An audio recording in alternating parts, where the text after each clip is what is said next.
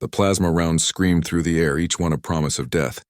Selena pressed her back against the cold metal of the overturned cargo container, her breathing ragged, her vest already smoking from 3 direct hits. The Vraxian poachers had come in force, 12 armed mercenaries, against 1 human security contractor, and 3 terrified caver cubs. She should have been dead already. The Cavor were apex predators on their homeworld, standing 9 feet tall when fully grown, with obsidian claws that could shred titanium plating. But these 3? They were barely 3 months old, their scales still soft, their hunting instincts not yet awakened. They huddled behind Selena's legs, whimpering, a sound that should have been impossible for creatures destined to become the galaxy's most feared warriors. Human. One of the poachers shouted in broken galactic common, "Step aside." "Cubs worth fortune. You die for nothing." Selena checked her rifle's charge. 15%, maybe enough for 3 more shots.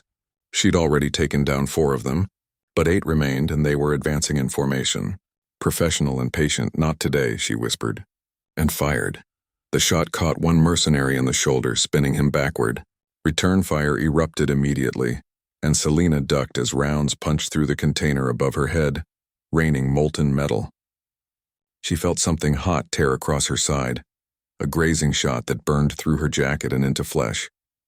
The cubs cried out, their small voices filled with terror. "Shh," Selena hissed, reaching back with one hand to touch the smallest one's head. "I've got you." "I've got you." She didn't, not really. Her rifle died with the next shot, its charge depleted.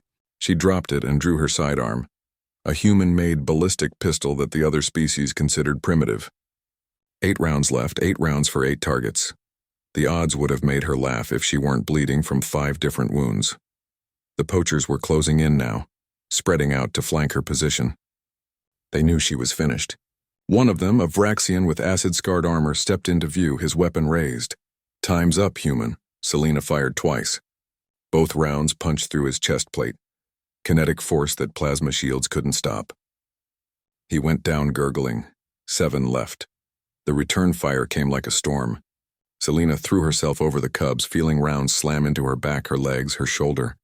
The ballistic armor held mostly, but the impacts felt like being hit with sledgehammers. She tasted blood, felt her vision blur, but she didn't move. Wouldn't move. One of the cubs, the smallest, barely the size of a large dog, pressed its tiny claws against her arm. Not attacking, clinging. "It's okay," Selena gasped. "It's okay." It wasn't okay.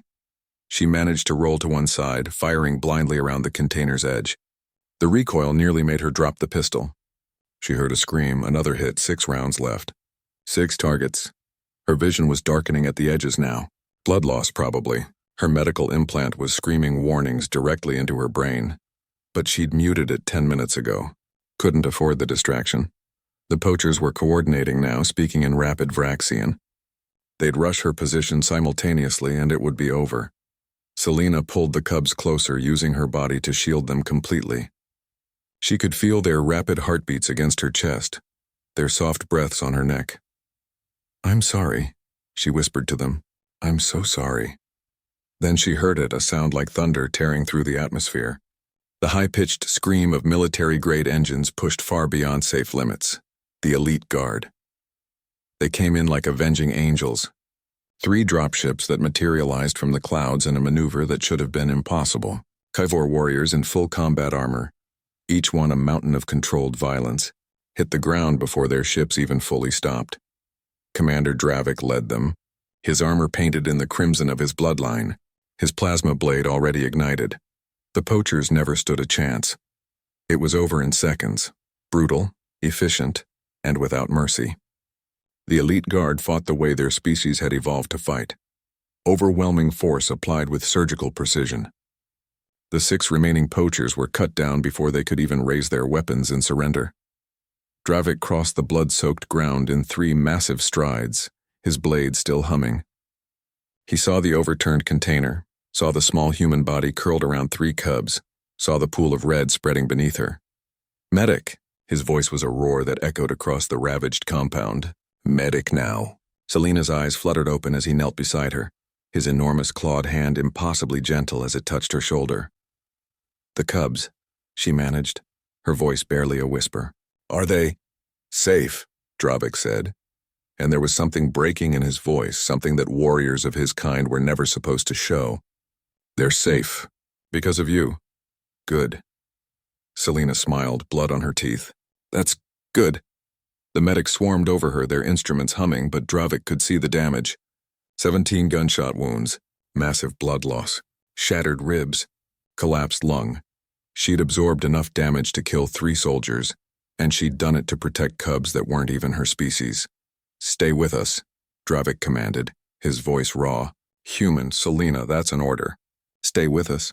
But her eyes were already closing, her hand falling limp. They saved her.